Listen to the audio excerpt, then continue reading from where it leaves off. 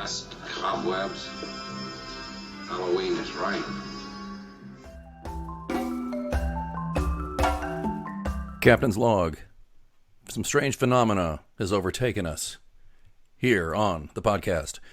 We are experiencing rapidly changing colors in the foliage. We are also experiencing some really strange, gruesome decorations on people's homes.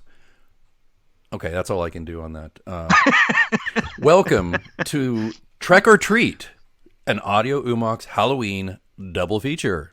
I'm your host, Alex, with Brian co-hosting.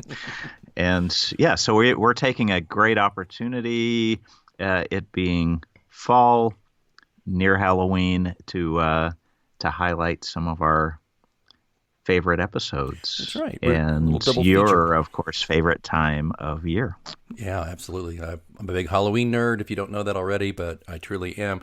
And we're excited. We're going to present to you a couple of episodes that are on the spooky side, including one episode of the original series that was the only, as far as we know, the only holiday special episode ever created for Star Trek officially and scheduled for a holiday release corresponding to the date of the holiday. So we'll get to that in just a moment. Wow. We'll tell you what we're going to get into in just a moment, but we'll say this. We've been batting this around a little bit.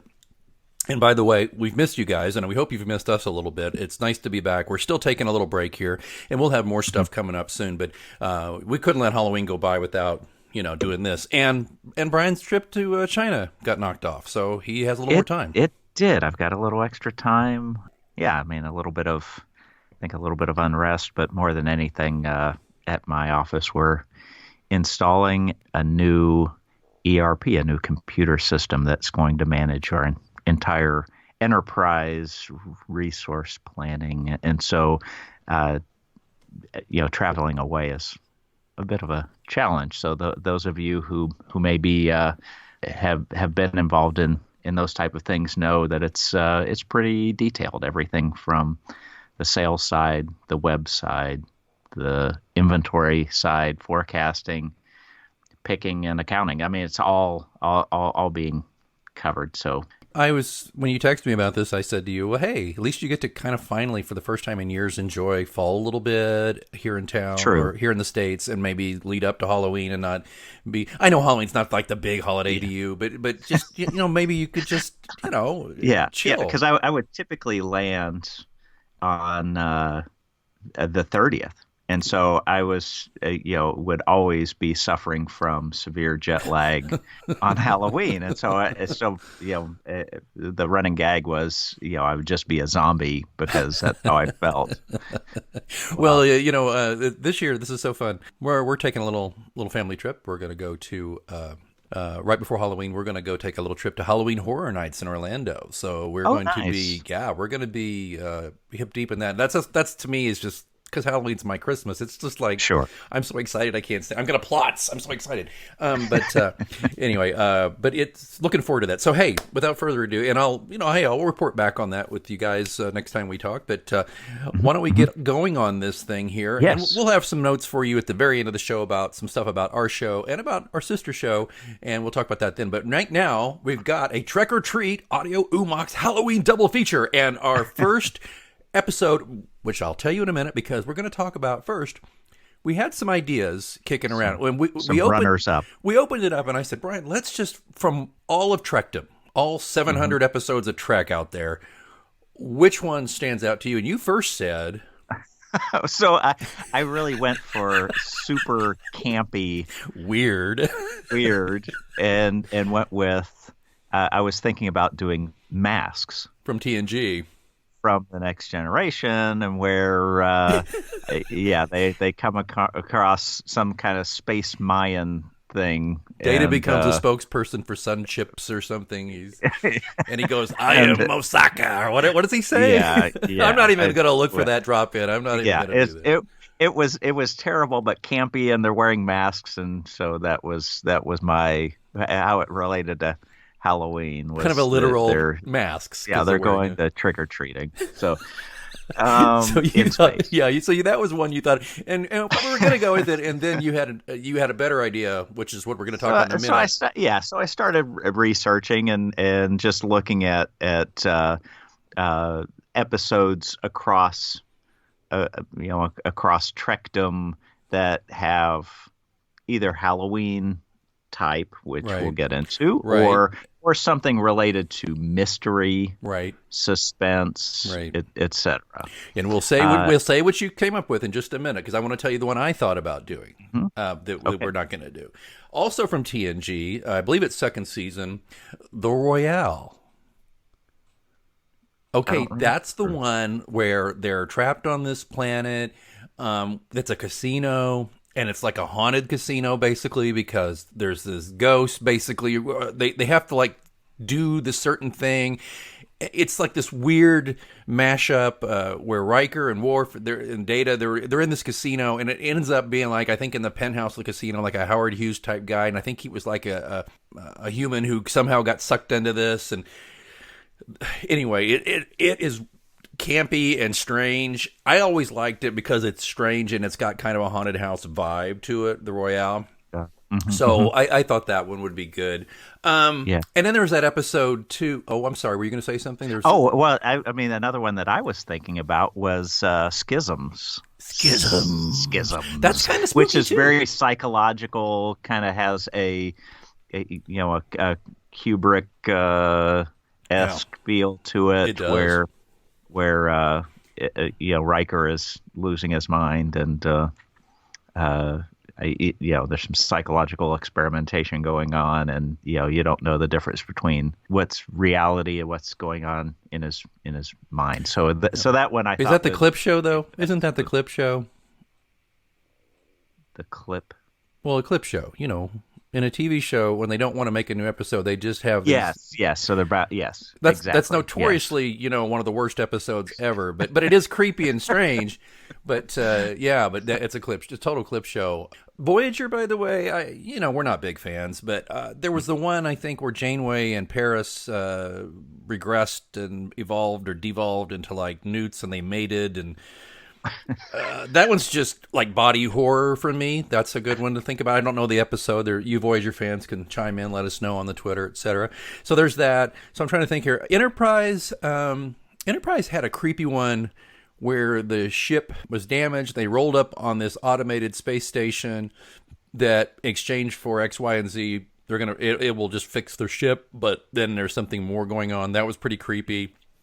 And I think Discovery, if you want to be scared about Discovery, just pretty much any episode at the pretty poor quality of the writing, in my opinion. But okay, so we settled on. Brian had a great suggestion, though. We said no, these are okay, but what's a really good one? And you came up with Empok Nor from DS9. So we get to stay in our primary Trek universe here with Empok Nor, which has there's the psychological elements. There's a little bit of kind of haunted house Definitely features and I mean some true horror with the death of how many four people. Yeah, all these gold shirts got whacked in this episode, and so it's a great choice. And I, as soon as he said it, I'm like, my God, why didn't I think of that? That's such a great idea. So let me just get into it. Empok Nor. No warning. They're out there somewhere. No mercy. Death to all. That was our motto. No escape. We're never going to get off the station. O'Brien and his crew He's coming after us, isn't he? are stalked by the deadliest of predators. I don't intend to stand around waiting to be killed. One of their own. We're gonna get out of here, you can count on that. On the next Star Trek Deep Space Nine. So what's going on here? It's pretty simple. You start out with O'Brien and Nog, and this was the first episode I had watched since the death of Aaron Eisenberg, so it was a little poignant. And when he's talking about getting root beer for O'Brien and Nog, I was a little moved, thinking this really great guy, he's gone now, but he does a nice job in this episode. But the plot is they're working on plasma manifold and stuff, and they can't replicate him because it's Cardassian, and so they've got to fix this stuff. So O'Brien's like, look, the Cardassians have basically retreated from our sister station, Impact Nor. That sector of space is really quiet. The Dominion's not messing around there. Because we're going forward to, like, is this season 6 or so? Something like that? Yeah. 5 or 6. What year? 5 or 6. So they're wearing the new uniforms, and it's, I mean, and they mentioned the Dominion. Right, and where we left off with the series, we just finished our recaps of season 2. So we're jumping way ahead. But anyway, so they're going to get a crew together, and so O'Brien and Nog are going to go, and they're bringing along, they need somebody who can thwart Cardassian booby traps, and usually those booby traps are coded to everything that doesn't have Cardassian DNA, so of course they say, Mr. Garrick, would you like to go? Yeah. So them and plus 4 gold shirts, you got a Bolian and I guess 2 or 3 humans, and they are going to go with... They're engineers, so they're designed to help. People. Right, to try and salvage as much as they can, as quickly as they can from Impact Nor. Yeah, you got Pachetti and Bokta, who are engineers, and you've got Stoltzov and Amaro, who are security. First question, why can't they just tow that thing somewhere? I mean, they were able to move Terok Nor to the wormhole. But they nearly tore it apart doing it. And I think the idea of being vulnerable, even though that's quieter section of space, they are at war. They would need a towing vehicle, a big ship. I don't know if the Defiant could do it. I guess it could potentially. I don't know. There's really, I mean, I could sit here and subwarp. Okay. I could make up stuff. But my thought when they went. But here's my thing though. Okay, so they're in the runabout. They're in the heavily armed runabout. It has a weapons pod on top and all that. My thought was, well, they're going to get all this stuff as their room on that runabout. Where do they put it? For all that stuff. And my thought was, well, why didn't they bring, since we're trying to like already second guess the episode, why didn't they bring along like the Defiant to guard them? Or the Defiant itself actually has plenty of cargo space compared to a runabout. Then again, maybe the Defiant was on patrol because there's not that many. Anyway, you know what? We're gonna have to go. So they all go, and they're all suspend disbelief, right? And so they're Garrick's on the ship, and he's like, "It's just so strange that they're asking me. Everyone seems to trust me, and it's quite unnerving," which is a great line. And you know, I got to say, when I first saw the engineers coming on, I was like, "Well, this is cool." When I first saw this, I was like, "New characters," you know. Little did I know, nor did I remember that the gold shirts are the red shirts of, this era. But I suspected when I didn't recognize any of them. Right. I was like, there may be some cannon fodder, maybe in this episode. So on the trip up, Nog and Garrick are playing Kotra, which is a game that apparently plays with puzzle pieces that are made out of melted Hershey's Kisses. and some gummies. And some gummies, yeah. And Garrick kind of starts needling the chief about he being the hero of Setlik 3. And the chief's like, look, I'm not a soldier anymore. I'm an engineer. I don't want to talk about this. STFU. So they get to Impact Nor. And it's interesting how they shot it, of course. It's just to signify it's derelict. Even though in space there is no up or down, it's always shot at a skew-whiff angle, Yeah. And the lights aren't on and all this, like a haunted house in space, just like you said earlier, right?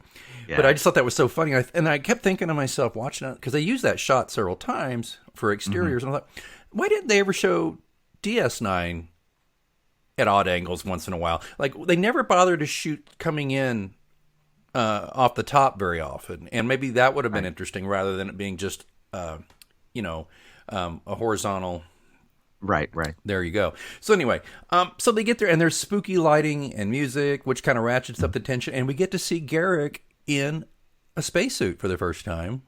Maybe the last. He has to beam on and turn on the light switch and open the garage door for him. Right. All that's turn off the alarm. Is that what you said? Yeah. Yes. Okay, yeah. Yeah. The ADT code. I got to get that in there, and he didn't. But it's interesting. You know how claustrophobic he is, and I don't know if that comes out later that Garrick is extremely claustrophobic. I wonder if being in that spacesuit just made things even more heightened for him.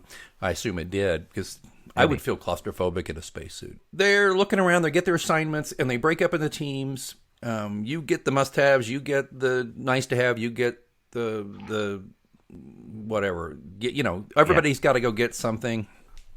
Yep. And they come across stasis tubes, and there's three Right. of them. Three of them. Yeah, one's broken open. Reminiscent of Planet of the Apes, by the way. With Charlton Heston, right. and they crash land, and the ship with the only woman, of course, her tube failed, so she's dead. It surprised me that Cardassians can decompose so quickly. I know, the uniforms especially. In 1 year. Their uniforms are like are supposed to be like kind of like semi-armory, don't you think? Like, and it was he's got exposed rib cage, and like he had been dead for 10,000 years. So I don't know. I'll also consider with everything turned off, I'm assuming it was the vacuum of space. I wouldn't think things would decompose nearly that quickly, unless maybe some vols got a hold of him.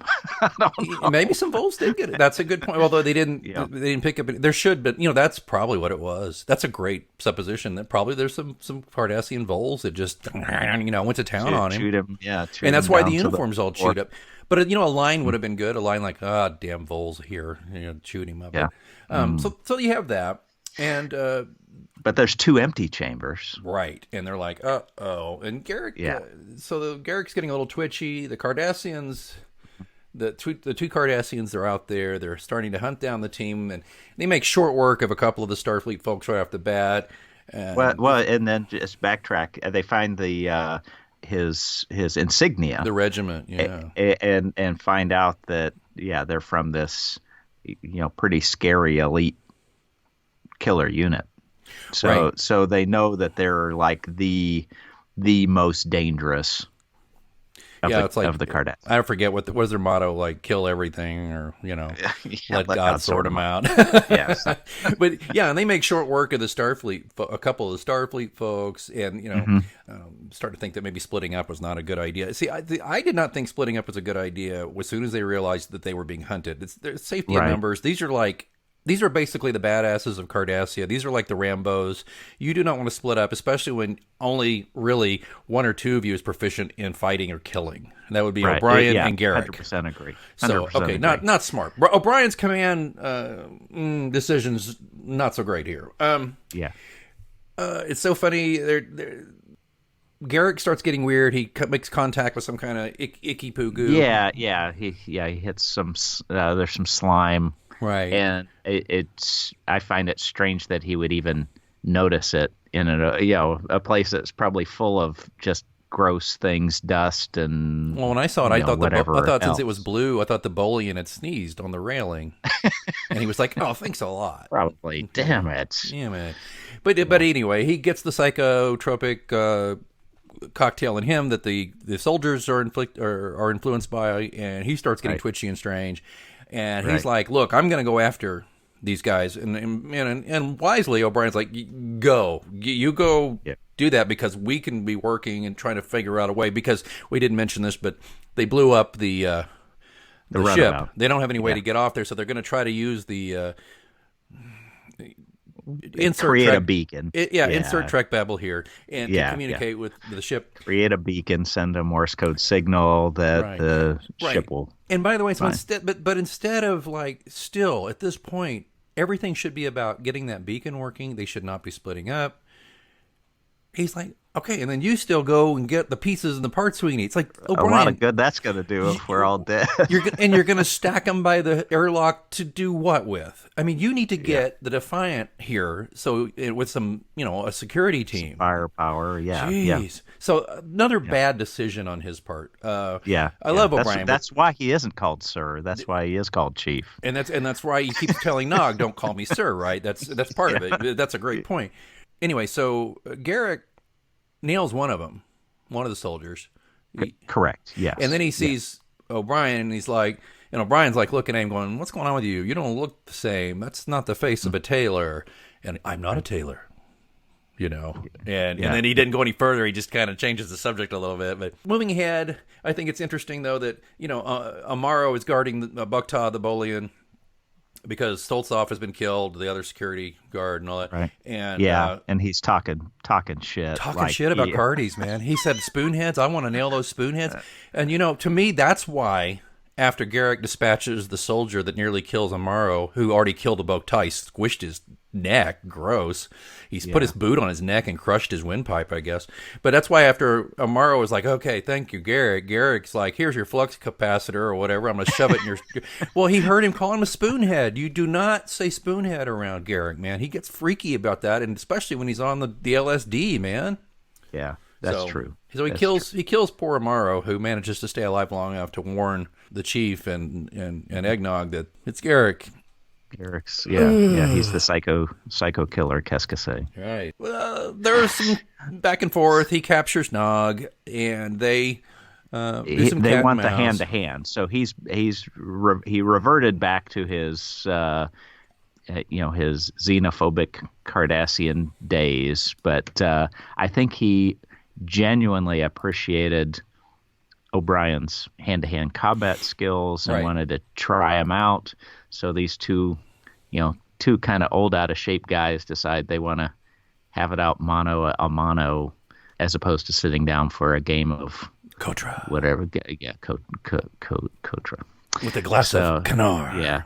So they start. They start fighting, and Garrick really is doing pretty good for an old tailor. He's got some skills. He's beating the crap out of Miles, and Miles had set things to the side, but had also, as an engineer, had rigged his communicator and phaser. It was a tricorder and his phaser. Tricorder and phaser, that when the streams were crossed, he would hit his hit his communicator, and it exploded. Basically, an improvised explosive device. An IED. Created an IED to blow Garrick up. His intent was apparently to kill him, but it did the job. So he knocked him out, and then space magic happens, and they're back on Deep Space Nine. What's interesting, though, he's the line he says to him, he's like, "I'm not a soldier." Before he blows it up, I'm an engineer, and I liked how that came back around to where it's like, yes, Garrick, you wanted to see the soldier. Well, tough shit, you got beat by the engineer. Right. And then but this is interesting too, if you caught this. So he looks after he blows him up, said, "Are you all right, Nog?" And Nog says, "Yes, sir." He calls him sir. You see? Did you notice that? And I mean, I just thought that was a little thing, right? Because he kept telling him, "Don't call me sir," but at that point, Nog's like, "You're sir. You're the command. You're in command." Right at this point. So they get back, magic, and then they're cleaning up Garrick's system, and O'Brien goes to see him and says, "You're going to be an inquest, but I think you're going to be okay because extenuating circumstances." And Garrick's like, "Would you please tell Amaro's wife I'm really sorry," and blah blah blah. But he says, what did he say? Something like to them. He goes. Well, I knew you were trying to, I'm fortunate you didn't kill me. And O'Brien looks at him and said, "Well, that was the plan." Right. That's what he planned to do. Yeah. So it's a good spooky, tense episode. It was that the lighting was even darker. Mm-hmm. There were a lot of blind corners and people lurking in the shadows throughout, making great use of the set. Right. And of course, our buckhorn boxes made a return visit. Yeah, those hot boxes again. Yeah. Well, and then the neat, just psychological game. It's I mean, there's almost hints of werewolf as well, where he had touched the drug instead of being scratched by a werewolf, and now he's becoming. Well, it's more or Jekyll and Hyde too. It could be either one. Hyde, right. Yeah. That's a nice one. Though. So some interesting, fun Halloween analogy. So it was a lot of fun. I enjoyed the suspense of it. I believe is the first time I've seen this episode. That was going to be my next question. I wondered. And so for me, there were no like simple dead giveaways. Well, how did you know then this was a scary one? Did you do a little research? I did some research. Okay. Correct. Just kind of Google Correct. around, like, And, what good tense yes, episodes. yes. Well, I'm And glad you did, then because I didn't. I mean, yeah. I was just going to go with masks, but I'm glad we didn't. Because Thank God we did. God, no. Oh, because my big thing was like, I got to watch that again. No, but I agree. So how about this, as we do? Do you want to go ahead and give it a rating? And then now but we're not doing Latinum. Okay. It's jack-o'-lanterns. 1 to 5 Okay. jack-o'-lanterns.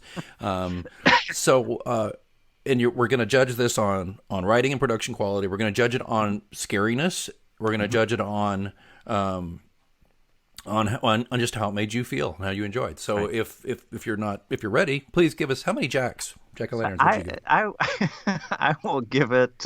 I would say 4 jack-o'-lanterns. And the only reason I don't go to 5 is because there were some places where you had to kind of either just suspend disbelief or buy the Trek speak stuff to solve problems. There were a couple of bad decisions that I don't think Miles would have made in most other situations in a real situation, but I just bought it. You go with it. You're in a hurry. You want to get some stuff done, and you assume that there's booby traps, but it's not a deadly situation like it turned out to be. So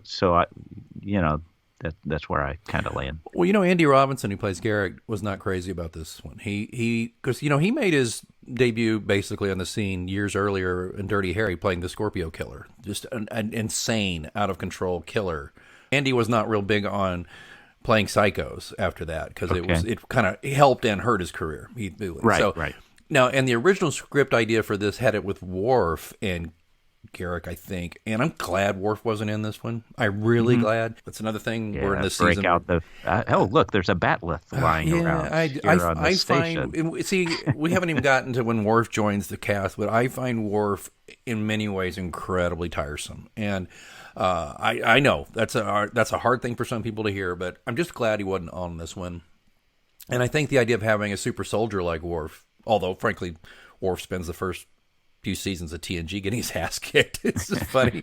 But anyway, I would have found that to be a drag. I agree with you that there are too many little writing choices that, I can see O'Brien making a dumb mistake once, but making the same dumb mistake twice about splitting up, I don't buy it. He was a soldier. He knows better. So I don't like that. I liked the things I previously mentioned, the little writing callbacks to Sir and the callbacks to Engineer, Soldier. I thought that was good. Yes. I thought Andy's performance was great. So I am prepared on the Halloweeniness of this and the production quality to look past all those things, and I'm going to give it 4 jack-o'-lanterns, just like you did. Very good. All right. Very good. All right. Okay, so that's one of one. 2. Yes. And now it's time for my selection. Yes. Are you ready? I'm This is the one waiting and only with bated breath. only episode of Star Trek made as a holiday episode. It was designed for Halloween. It was the first season shot for season 2. It was the first episode shot for season 2. They shot it, I think, April or May, but they did not show it until Halloween time.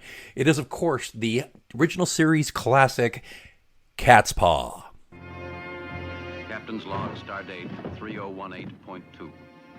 Crewman Jackson is dead. Captain Kirk, there is a curse on your ship. Temperature, sir. It keeps rising. We're burning up, sir.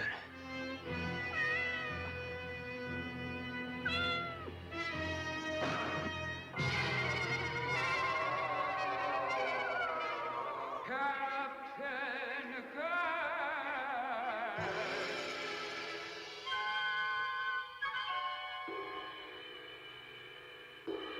As I was.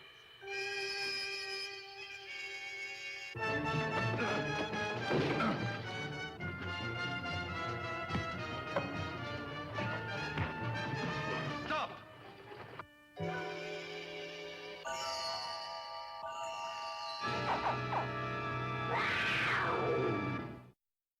Meow.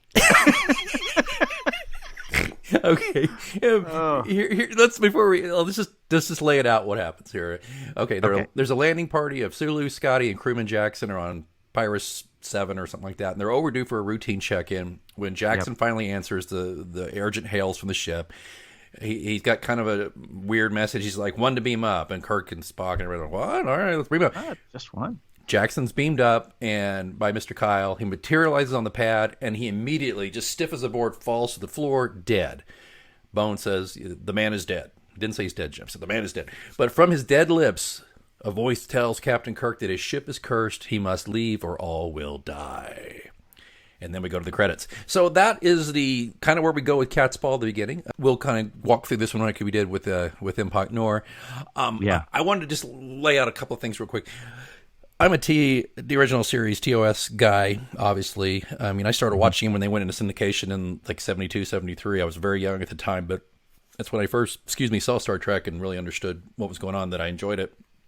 And I remember this episode as a kid. I remember loving certain aspects of it, and then certain aspects I didn't care for as a kid. And now as an adult, I watched it, and I kind of remembered some of those things, but I could look past the things I didn't like and try to appreciate it a little better. We'll talk about that as we go, but right. But it was another Halloween thing, so of course I liked it, and it was spooky and creepy. So what happened? So this is interesting, by the way. The guy who played Jackson, just FYI, that actor, he was an actor stuntman, and you could see why he falls. Did you see how he falls off that pad? Oh, yeah. That had to be painful. Yes. He was also in The Apple. He was one of the guys who gets lightning struck by Vol and disappears. I think he was Mallory. I think that was him. He was also in another episode. I'm trying to remember, but this guy was I think I read years ago that he had got a concussion on Star Trek once from one of his stunts. Wow. Yeah, but I think he was Jimmy Doohan's stunt double a couple of times too, because younger but kind of close in appearance, I guess. Right. So this episode was written by Robert Bloch, who author of the classic novel that was made a movie, Psycho. He also did another episode of Star Trek called Wolf in the Fold, which was also horror. It was about Jack the Ripper as an entity, and the whole concept of that was really a good one. I think that Jack the Ripper wasn't a person, it was an entity that inhabited people and made them do horrible things so it could live, because it lived off of fear and that kind of thing. Right. So Kirk and McCoy and Spock are going to get down to business. They leave Assistant Chief Engineer DeSalle in charge. I don't remember this guy. Was this like his only? No. He made some other appearances. Okay. Do you remember Trelane and the Squire of Gothos, who was probably the precursor to Q? He was in that episode. And also the Paradise Syndrome, where they all go to the planet and the spores hit them and they get happy, and Spock has an affair with Jill Ireland. Yeah, so he was in those. Michael Barrier is the actor's name. He's still around. He's in his late 80s. He quit acting soon after this and became a JAG officer for the Coast Guard. Wow. And the last I read about him, he was retired, but maybe substitute teaching a little bit. He's made an appearance or two at some cons, but not much. It's interesting to see this handsome young guy, and then I found one picture of him at a con, and he's just old, and we all get old. It's just amazing what aging. It's disarming, isn't it? It's very disarming and chilling and whatever. But he looks great. So that's the scariest part of Halloween. Right. And he plays DeSalle as a very by the book, but he's an engineer. He's got kind of a directness to him, and he's kind of picking on the new kid. There's a new character introduced in this episode. And his wig. So bad. Chekhov's wig, man. That is so bad. It's ridiculous. Wow. He hated it, of course. Yeah. I think they made a triple out of it later. Because Walter Koenig was hired ostensibly, or this is some of the lore, that he looked a little bit like the guy from a popular show called The Monkees. He looked a little bit like Davy Jones. But Walter, one, didn't have that haircut, and two, he was going bald. He was in his 20s, late 20s, but he was going bald. Very much. He would happens to the best of us. Indeed, it apparently does. And he needed something, and they wanted to kind of give him that monkey look. I think they gave him quite a look. Yeah. So that was a monkey, all right. Yeah, I think he wore that for The Apple and a couple of others, and then his hair grew out long enough where he did the horrible swoop from the back, though. Oh, it's bad. But poor guy. He finally could afford decent toupees as the movie started, I think. Yeah. Decent, not great. But we go back to the planet. There's 3 witches with their black turtlenecks on. They tried to make them floating heads. It did not work. Mm-hmm. And what gets me, I watched the remastered version with the new special effects and all that. Why couldn't they fix that? If they can remove the wires from the pipe cleaners at the end, why can't... Anyway, we'll get to that.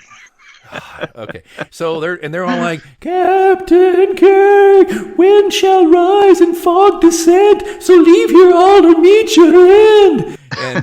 And that Spock did not like and he goes, poetry. Spock comments, very bad poetry, Captain.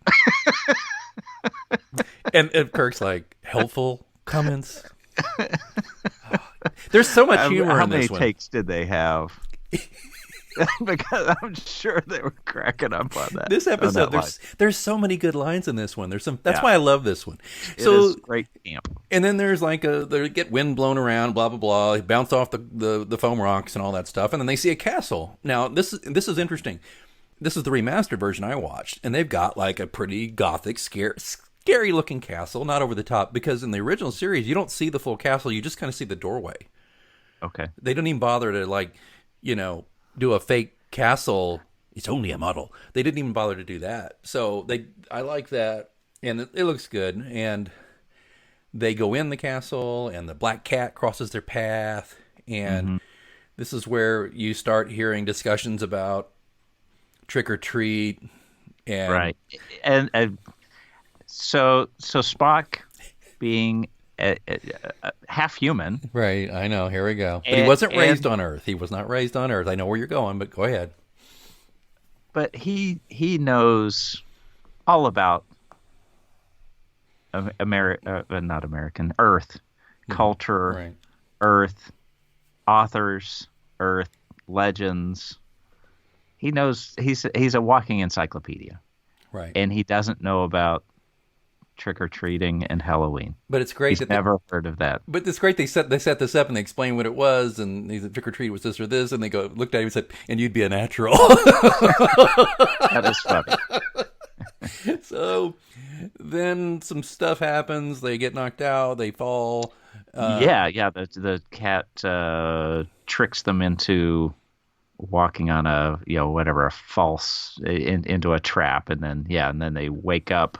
They're not killed by all the rocks. No, that fell. They're made of foam, and they're in the dungeon with they're all shackled up, and it's so funny because you have another great line.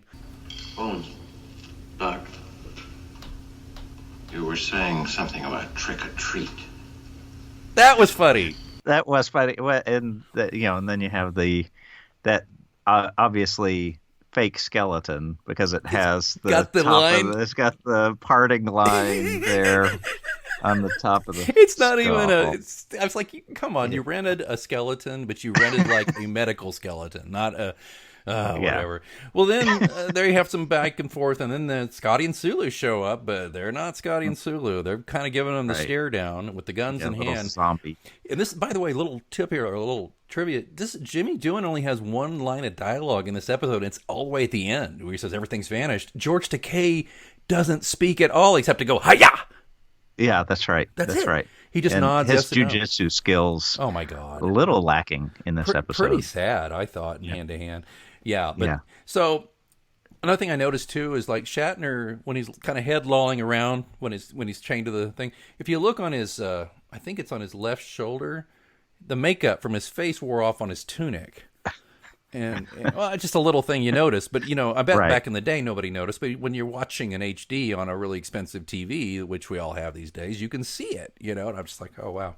So then, long story short, they get taken to kind of this throne room area, this big ornate room, and there's a guy named Korob, and I want his outfit, by the way. I love that outfit.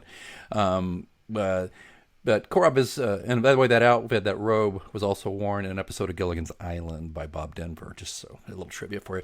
But Korob, the actor who played Theo Marcuse, he died a month after the episode aired in a car wreck. And he's such a good actor. I really enjoyed him. It's just sad, He'd done a lot of TV. If you look up Theo on IMDb and stuff, or Wikipedia, you'll see about him. But it's sad, So they're having discussions with Korob about what's going on, and they're talking about mumbo jumbo, and then we have another great line from Spock, That cat. They're all ancient Earth legends about wizards and their familiars. Familiars. Demons in animal form sent by Satan to serve the wizard. Superstition. I do not create the legend, Captain.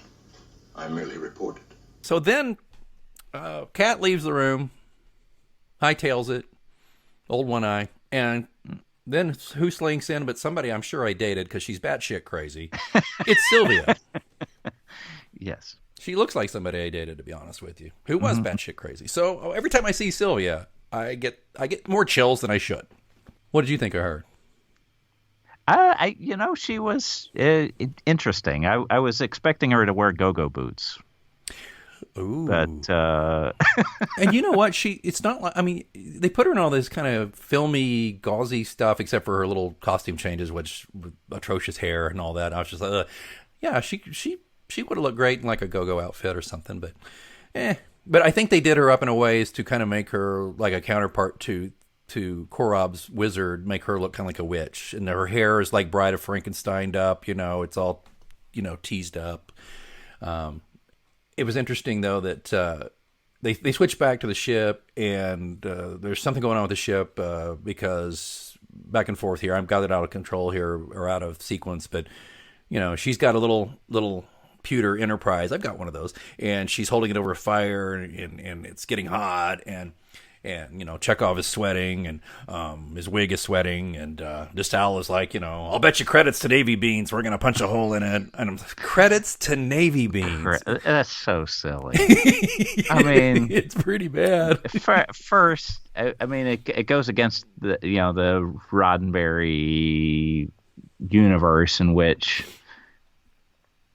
you have no need for the money thing, right? And so the idea that would be a saying, and food. How long has food been replicated?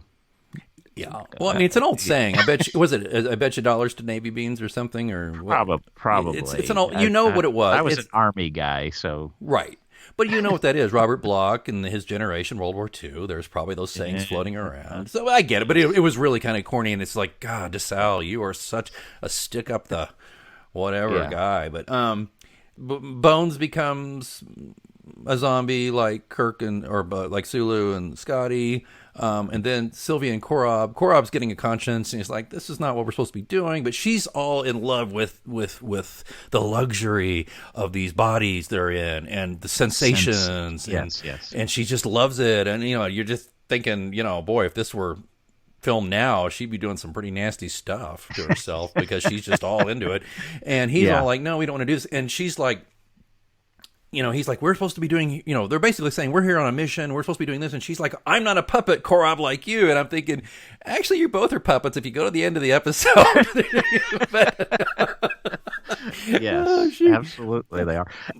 And in that scene, I like how they shot Korob because if when he's arguing with her, it's real tight on his face and it kind of moves a little bit. And you just see that he is like going, his whole world's being rocked because he's like, this is not how this is supposed to go down. I do not recognize her anymore. What is going on? I thought that was really interesting, the way they shot him there. Yeah. And then, of course, Kirk now is going to seize the opportunity. Mm-hmm. He's going to use his human wiles on her. Yes, to try and figure out what's going on. Yeah, and she's like, you excite me. Why? And all this stuff. And he's like, I just want to get my hands on your transmuter, baby. So they have it out. She's super angry now. Oh, yeah. Because, he got her all hot and bothered. And then she realized, you're using me, And there's this kind of a cat and mouse game, pardon the pun. Because then you got this cat shadow chasing him down. And they get down to the dungeon, right? And Korob is like, I'll hold him off. I'll hold her off at the door. You go. And then the door just this falls on him. And he's like, oh, Kirk lands on his leg. Apparently that's nearly fatal. Well, it's on, but it's on his chest too. It's weird. I don't know. It's heavy apparently. Kirk tries to just no go, and then he dies. And Kirk's looking at the image of this kitty cat that's been blown up, and he's like, grabs the wand, runs away.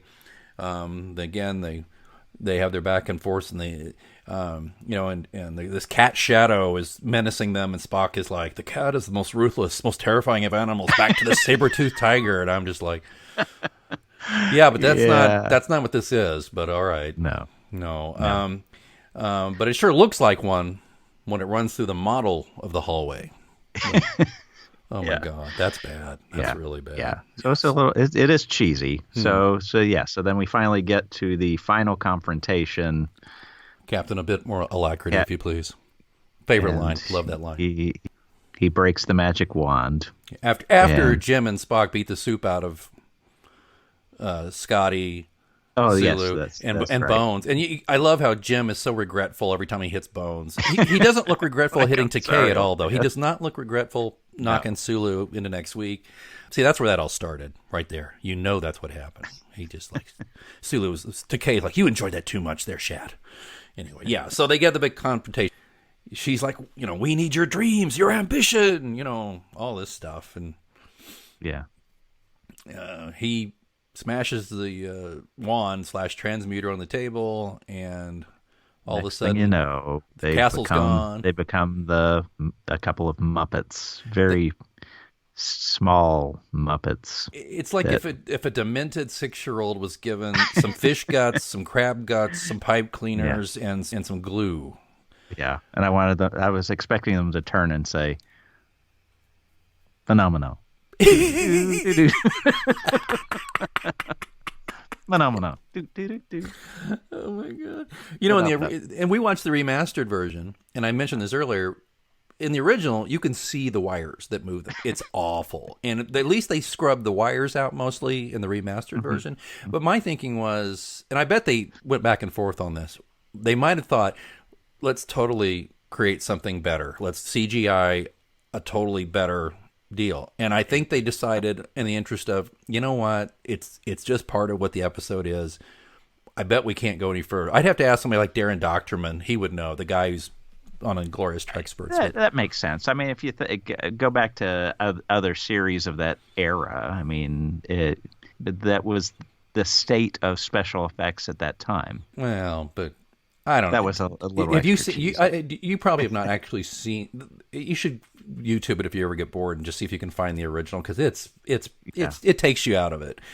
But it was creepy. I'll give it that, and I give him an A for creating something totally alien. Because that was the whole point. And they kept saying this is a totally alien creature. Which you don't get to see very much, especially back then before they had CGI. You just saw these humanoid things with stuff glued to their faces. Right. So Scotty comes up and he has this one line. Everything's vanished. A life form totally alien to our galaxy. If we could preserve and study this.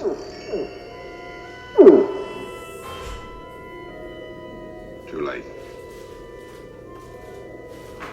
All of this, just an illusion. No illusion. Jackson is dead. And they say, it was all an illusion. And Kirk, you said no illusion. Jackson is dead. Right. And true. Yeah. And the ship's no longer frozen in lucite, a little block of ice or whatever. Yeah. Yeah. But no word on whether Chekhov sweated off his wig or if DeSalle won some Navy beans. But so it was campy and corny. I think there are parts of it we've kind of covered that were fun. Yeah. It'll always have a special place in my heart. It's not one I watch every year or something around Halloween. Right. I won't watch it probably for a few years unless it's just happened on it. But I just like seeing certain aspects go on. I do like that DeSalle is not just like a guy they thrust in the captain's chair out of nowhere and then you never see again, right? He's on 3 times. Although I don't know, did he ever actually sit in the chair? I'm wondering if he did. I don't know if he's always standing by it or behind people, but I wonder. It's a silly thing to ponder, but I just can't picture him actually sitting in the chair. Yeah. I like that. I thought that Korob and Sylvia did fine with what they had. I think really what lets this episode down, because there's funny lines throughout and good writing. It's just the special effects. They really lean into the Halloween theme. Yeah. It's just, I think the special effects and the set design lets them down. Agreed. That's it. Agreed. Robert Bloch, who we mentioned earlier, the writer, he based this very loosely on his own short story Broomstick Ride. And he'd also written, as I said earlier, other Star Trek episodes, including What Are Little Girls Made Of? DeForest Kelley's name is added to the opening credits on this episode for the first time. He's a full-fledged series regular. He's number 3 on the call sheet. Walter Koenig, as we mentioned, joined the cast in this episode. And of course, his wig. Despite his character having already met Khan Noonien Singh in the previous season's Space Seed, as noted in Star Trek II, they're at the con. But it's interesting, too, the line between him. I mentioned how Dessau kind of picks on him, and he says, I'm not that green. I can't do a Russian accent. I'm doing a Scottish one. I'm not that green. And it was funny, and I think he handled that really well, the line reading. And again, Michael Barrier, again, as Dessau, the notes here I'm seeing, They promoted him to assistant chief engineer because the producers thought they need someone in charge of main engineering while Scotty is in command on the bridge, because Scotty's in command a lot, right? Mm-hmm. However, as no such situation arose in any episode, DeSalle has never made another appearance, which is like bummer for Michael Barrier because, whether you like him or not, I thought he was all right. Yeah. This is the first episode to feature all 7 of the classic cast members who were brought back for future big screen movies, adventures, Kirk, Spock, McCoy, Scott, Uhura, Sulu, and Chekhov. That metal prop that was made, a little mini Enterprise, is now in the hands of the Smithsonian National Air and Space Museum, donated by Mr. Gene Roddenberry back in the day. Very nice. I'm going to go ahead and give you my, I'll start since this was my pick. Please. 1 to 5 jack-o'-lanterns. Okay, so you got your Halloween campiness, check. You've got your writing. I think the writing is good, so check. I think the performances are good, so check. And how it makes me feel, and I enjoy it, and the nostalgia factor, check. And again, the only thing I don't like is the production values, mostly. So I'm going to give this one 4 jack-o'-lanterns. I'm going to go in a little bit under. I'm going to go at 3. So it has those things, but to the special effects was to the point where it took me out of the story on multiple occasions.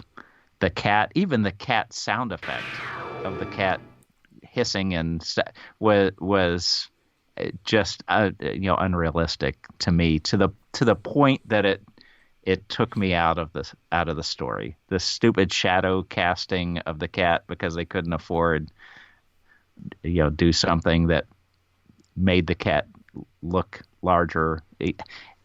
Those things were I found troubling.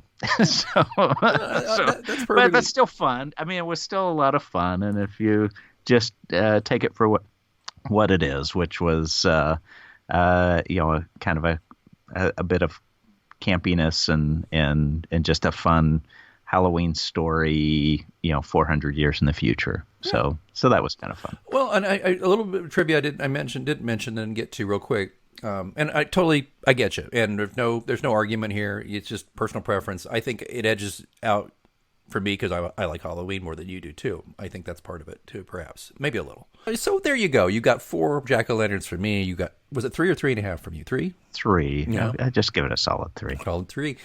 And that is our Halloween Trek or Treat Halloween double feature.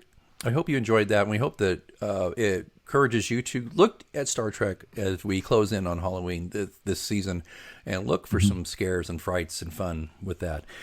Sure, and feel free to, on social, if you have a favorite Halloween episode, feel free to chime in on the Audio Umox Facebook page or the Twitter feed, or as we always request, feel free to record a 30-second or minute audio, whatever, just telling us what your favorite Halloween episode is and why, and would love to maybe air that and have a discussion in a future episode. Yeah, and of course we always intend to give away a Star Trek prize. We're going to get back to you on that, but everybody who supplies some audio is in the running for that. Okay, I had a little special moment here. I wanted to say it's kind of Halloween horror and Star Trek related. Rest in peace to Sid Haig, the actor who most recently rose to fame playing Captain Spaulding in the Devil's Rejects and House of a Thousand Corpses and Three from Hell, the Rob Zombie triptych of horror. He was in that. But to me, he'll always be Dragos from Jason of Star Command. When I was a little boy, he had the little red light helmet and a beard and bald guy. And he was evil and all that. But he'd had a long career.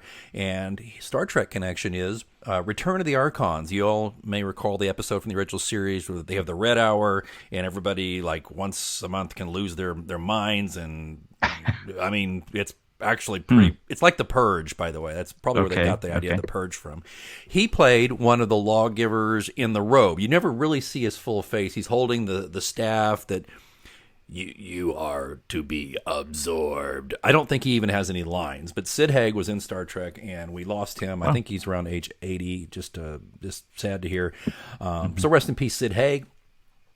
As we mentioned at the beginning of the show, Brian has been gracious enough to lend me his inquisitor talents to sit in the host chair of my show, Mysterious Goings On, which is a show about writing, creativity, my book series, and I interviewed him for the show about what he does for a living in an episode called The Restaurant's Invisible Man.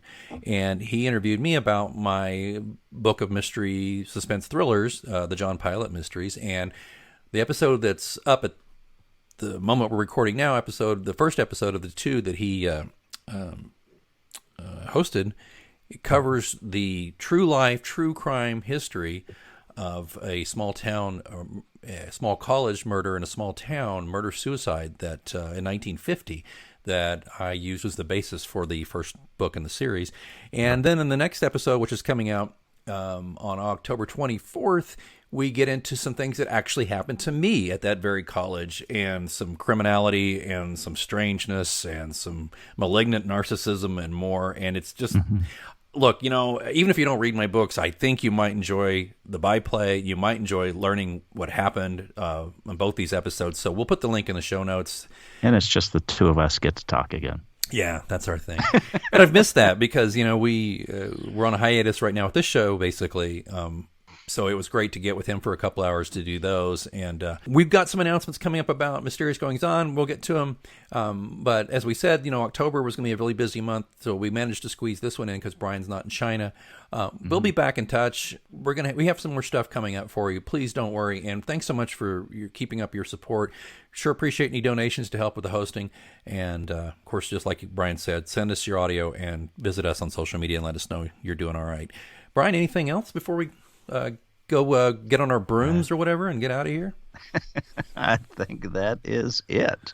So until next time, the docking rings, both at Terok Nor and at Mbok Nor, are closed.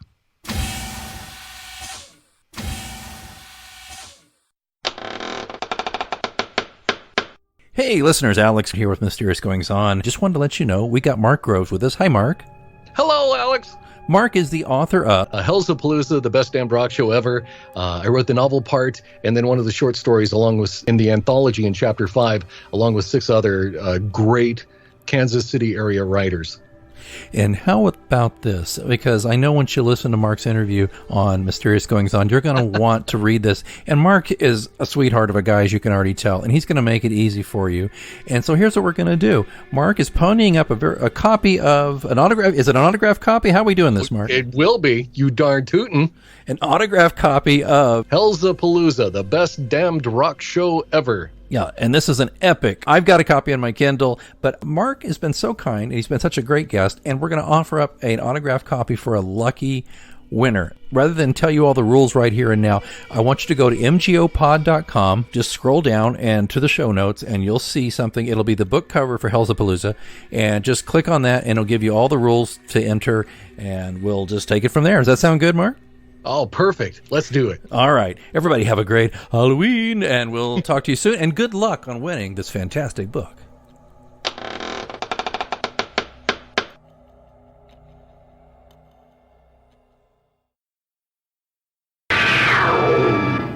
I've got to tell you about this cool show I discovered called Small Business Revolution Main Street. It's a business makeover show with tons of awesome advice. What I love about it is they do it all with heart. Not the hyped-up drama of those other shows we've all seen. Ty Pennington, the renovation guy, he's on it. And Amanda Brinkman, this marketing guru from Deluxe.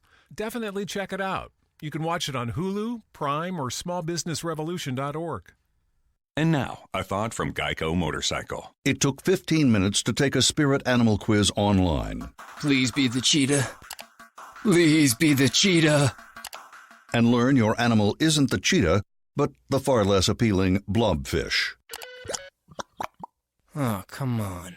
To add insult to injury, you could have used those 15 blobfish minutes to switch your motorcycle insurance to Geico. Geico. 15 minutes could save you 15% or more on motorcycle insurance.